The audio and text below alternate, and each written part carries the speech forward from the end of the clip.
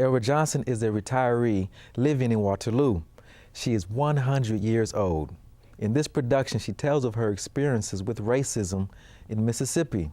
As a young woman, Ms. Johnson wanted to help people, so she became a nurse. She talks about racial segregation in the hospital where she worked. She also talks about her encounter with the Ku Klux Klan and how she survived it. Ms. Johnson also wanted to make a difference in society, so she became politically active and fought for civil rights in Mississippi. She was a member of the Mississippi Freedom Democratic Party and was involved in many of that organization's activities during the 1960s. In addition, she received an award for standing up for civil rights from the mayor of Shula, Mississippi, and she was honored by the NAACP in 1969 for her dedication and fearlessness. Her life experiences show that with strength and courage, a person can make a difference. Now tell me when and where you were born. January 28, 1906. So in Mississippi? Mississippi with my mother and father. Did you grow up on a farm? Yeah. You did? Grew up on a farm. My daddy had a farm. He had a farm? What did you do on the farm in the way of work or chores? Plowed. Plowed? Plowed a mule and and when I get to the end of the rope, I tie that end of the rope. Then I tie that mule to that post. How much land did your father have? Now, I think if I ain't making a mistake, he had 298 acres. 290 acres of land. And acres of land. Wow, that's a lot. Mm-hmm. That's a lot. If I ain't making a mistake. Okay. Mm-hmm. And so, what were you doing for fun on the farm growing up as a little girl? I worked like the devil. So there was no time for fun, no time fun. for play. No, wasn't no fun, and we had to work. Yes, we did. So what exactly could you describe your father for me, what type of person he was? My father was a tall, dark man with good hair. With good hair, okay. Mm-hmm. All right. And so what did he try to instill in you as a little girl growing up? How did he influence you, your father? He influenced me, he said, Black girl, they called me Black girl. Okay. Said, do the thing what's right, and don't let nobody turn you around. Let's talk a little bit about your business you started. You had a sewing business. Sewing machine. I sold for the public. You sold, okay. And I can make anything a person wear. Okay. Make the coat, the pants, what they wear. And I don't have to have nothing but a machine. Okay. And so then you would take what you learned and you'd become a seamstress. You would sew a lot of different clothes for people. I sewed for everybody in the community and saw them out of the community. Okay. So how much would you sell a shirt for? Wouldn't sell a shirt for no more than about $1. $1 for a shirt? Yeah. Wow. And it had to be a nice one. Otherwise, I didn't get that much. Okay. What about a pair of pants? How much would you sell a pair of pants for? Well, about what do you Oh, it'll be about $1.50. $1.50. Mm-hmm. Okay. So you're a real good sewer. A lot of people were coming to you all the time. All the time. I was missing out here was me and Georgia Clark was the two seamsters amongst the colored race coming up in my time. And Georgia Clark lived in West. And she took care of West. And I took care of Bowling Green and Durant. You went on to get a nursing certification. I did. I got it. What a nurse? What was it like? Being a nurse. Why did you want to be a nurse? I wanted to take care of sick people. Okay. When somebody was sick, I always wanted to help somebody. Okay. Mm-hmm. What hospital did you work at? Durant. Durant Hospital. You work at Durant Hospital? Yeah. Okay. My name on record. You can call up there if you want to. Uh-huh. Yeah. And so you like helping people? I do. Yeah, you like helping people. I love to help people. And me and a white girl, she was from West, and her name was Oh gosh, I can't think of her name now. But anyway, me and her worked together. Okay. Mhm. So you worked in the same hospital together. Yeah, and me and her worked together. Do you remember working with any white patients or black patients in I the worked hospital? with black patients. Black patients only? Uh-huh. Did you care for white patients in the hospital? They didn't want to be with us, period. So you could not care? No, I didn't care. Okay, all right. And I used to take care of white people's babies while they go out and do their little thing. Your involvement with the civil rights, because I know I was the head. you were the head. Let's talk about, Georgia Clark was right beside of me. you guys worked together? At the people's houses we was working. Okay, all right, okay. We were supposed to go in their front door. Wasn't this pretty much the conditions in the South during that time period Yes, sir. where colored people had to go into the back door? They couldn't Back go to door, the front door. This really bothered you, didn't it? This It did. really bothered you. And so I And- quit. So you quit the job. Yeah, I did. Okay, all right. I sure did. And so it was this type of racism. Is this what Let me motivated tell you one you? thing. Go ahead. White folk give Negroes hell. Okay. I hate to say it like that, Mm-hmm. but you couldn't come in their front door. Mm-hmm. You couldn't eat out of their plates. Okay. And when they put dog food in his plate and let him eat, and then get that same plate and put up there for you to eat, and us walked out. Okay. So me and Georgia see them do it, and us walked out, Okay. and us didn't go back no more. You would react to this. You would see things like this you didn't like, the discrimination, Yes, the sir. racism. I get up anywhere in Mississippi Right. on it up to the what is it called it at the courthouse Okay. and tell everything I know on white folk what they did and wasn't scared. How? Because I had white folks standing behind me Mm-hmm. and said if they don't want to say anything, it's goodbye to them. Okay. And me and Georgia Clark done it. Us broke that civil rights light, broke it down. Okay. Hmm. How did you and Georgia Clark use the Mississippi Freedom Democratic Party to get? We wasn't Civil rights. scared of the devil. Okay. Mm-mm. Tell me about that organization you were a part of. Do you remember the Freedom? The Democrat Party? Yes. Yes, sir. Me and Georgia Clark. Georgia Clark lived in West, Okay. and I lived in Durant. And me and her decided how they treated our old parents in the front. Okay. And said, now, us ain't gonna let them do us like that. Mm-hmm. And so me and her got out and protested. And so And you. us got by with it too. And that opened the door for the next fella behind me could come in. Okay. Hmm. And so you used the Democratic Party as a way to fight for civil rights. That's what us did. Okay. And us fit like the devil too. Mhm. They didn't want us in there, but us went on in there anyway. Now. And they would tell us, go around to the back door. I said, I will when I be going home. Mhm. And then when I come in there, come in the front door. They didn't want us to do that. Uh-huh. But the police and the law told us that don't never go in a fella's back, go in the front. Okay. All right. And us done what the police told us to do.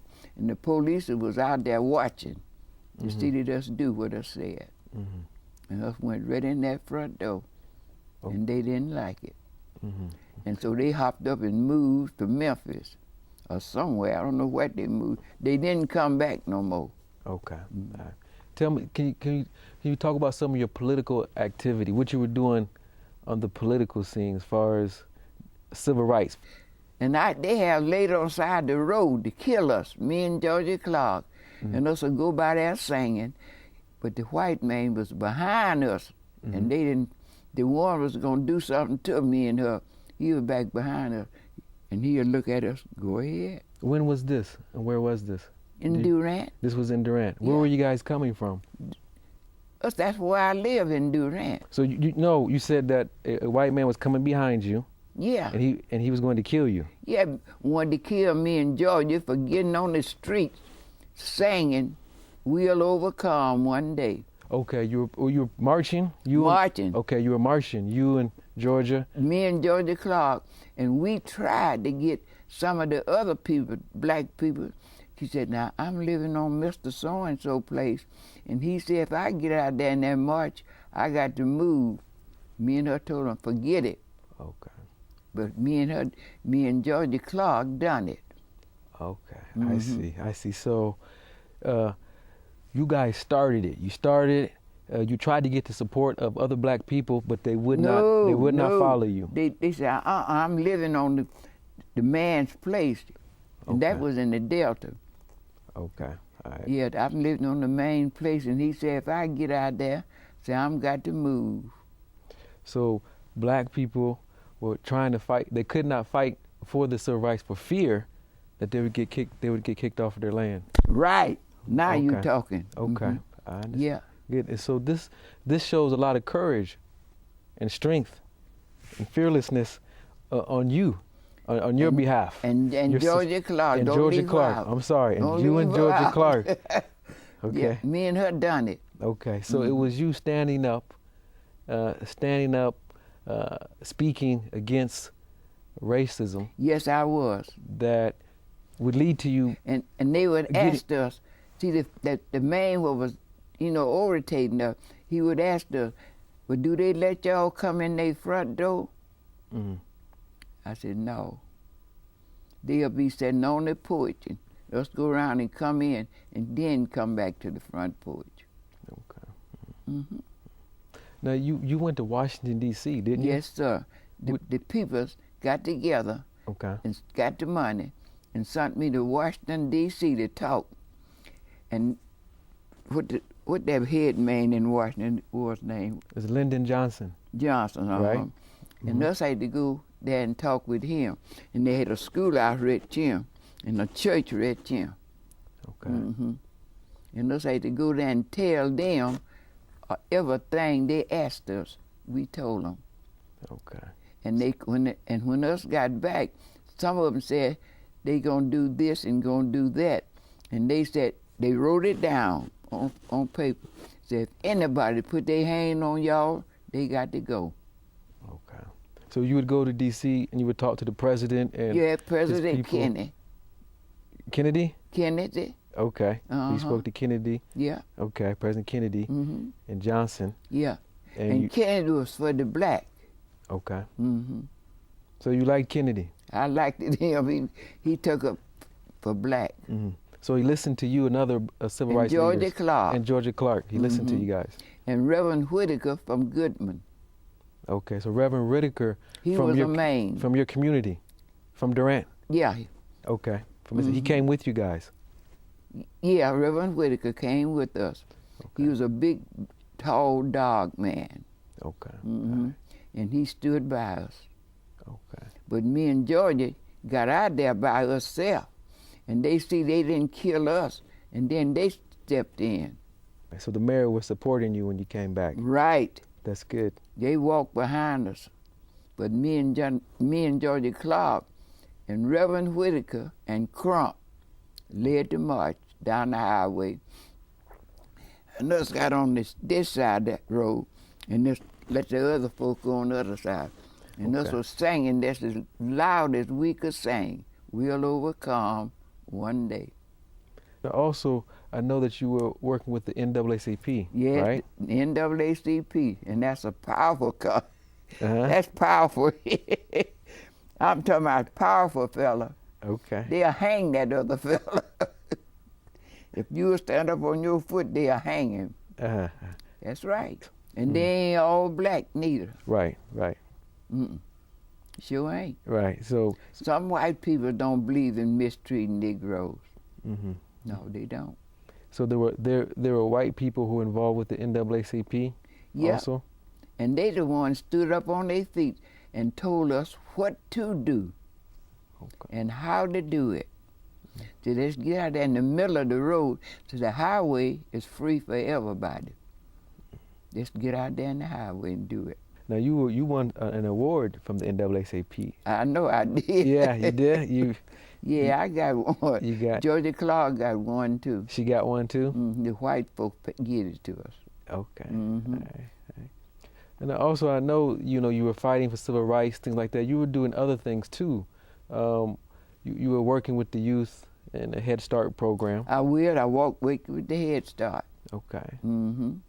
With the little children, and what they did then, they put black kids and white kids in the same thing. The white at first had their children going here, and us children here.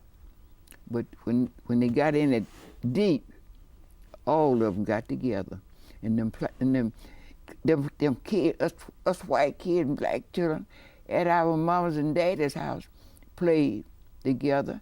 And when Mom gets food ready, she said, "Y'all children, come on eat." All of us went in there and sat down in there. Okay. All right. It wasn't no different. Okay. And so that tore it up. Okay. So now, so obviously you loved working with children. I right? do. You did. I you love loved it. kids. I love them. It's part of taking care of people. That's something you enjoy doing, right? I do. I like that. Okay. All right. And you were recognized for And that. white and black. Uh-huh. I work for white and black. Because when you were going to school and coming up in Mississippi, you were able to teach white kids. Yeah. You were able to teach them. Yeah, they give us the little bit of kids. No. Well, what about the time that the KKK or the Ku Klux Klan came to your house? How did you and your husband deal with that? My husband got out of the way, but I dealt with them. You dealt with them? Yes, I did. What did you do? They come to your house. Yeah. They're on the horses, and did they have their robes and their? That's right. They had all that old stuff on. They had all that stuff on. Yeah. Okay, the hate attire. Yeah. Okay. That's what it was. Mm-hmm. But I'll tell you one thing, they couldn't scare me. Did they say anything to you while they were on their horses around your house? Did they say anything to you? Not a word. And I sat there on the porch and didn't say nothing to them. Mm-hmm. Mm-hmm. Did they burn a cross in your yard or anything like that? Yes, sir. They went out there and burned up a cross in there. They did. Okay. Mm-hmm. I didn't even move. You did move. They was acting a fool, Were they? and I didn't move. Can you describe their behavior, their action when they came up? Did they just sit there and look at you and stare at you, or did they? They just hit the ground, and when they hit the ground, then that's when they went to doing that. Scared to think somebody gonna run from their own house, but I didn't. You didn't run. No. Okay. But I had something right here. Oh, you had your gun right there, huh? And I bet I had many shells that they had. Oh, you just had That's right. So I ain't telling no story on that. You was ready. And they got scared. I know they must have seen them or something.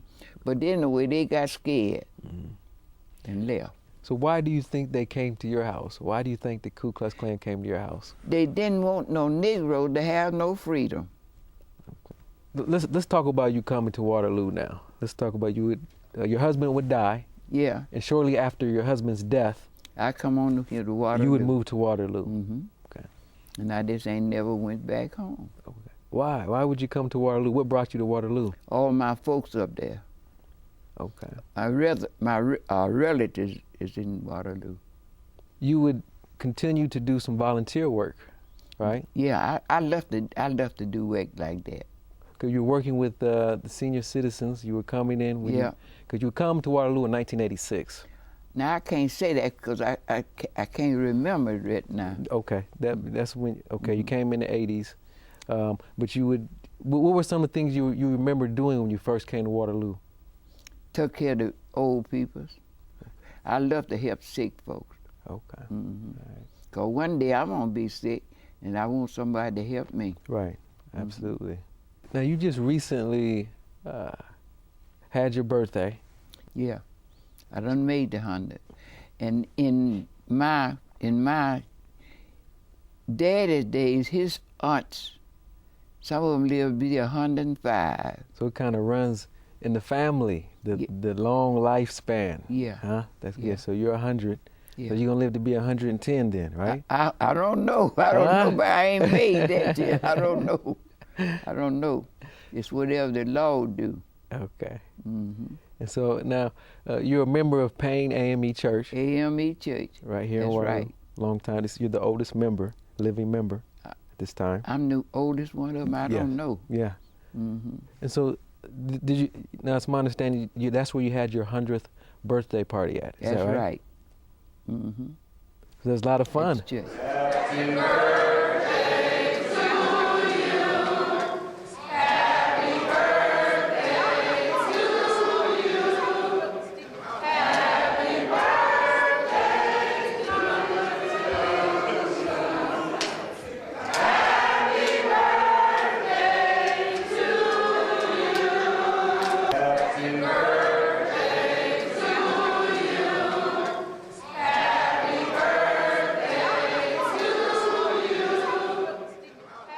What's it like being 100? How do you feel today? I feel that like I did when I was 12, I reckon. Do you? I don't Okay. know. It don't nothing hurt me. Okay. All I'm right. doing, I don't hurt nowhere. Nowhere. So what would you say to young people coming up now if they want to live to be 100? How should they take You care of can't themselves? tell them nothing. You can't tell them nothing? No. Well, thank you very much for making the time, for coming all the way out here Well, I don't sit down mind. and sharing your story with me. I I appreciate don't mind. it. You don't mind telling the truth nowhere. Uh-huh. Uh-huh. Just since you ain't up that line, and that's something I ain't gonna do. Okay. Whatever they done, I'll tell it. Mm-hmm. Mm-hmm. But thank you. All It was right. nice meeting you. It was nice All right. talking to you. Thank you very much. All right. Yes, sir. Sure is.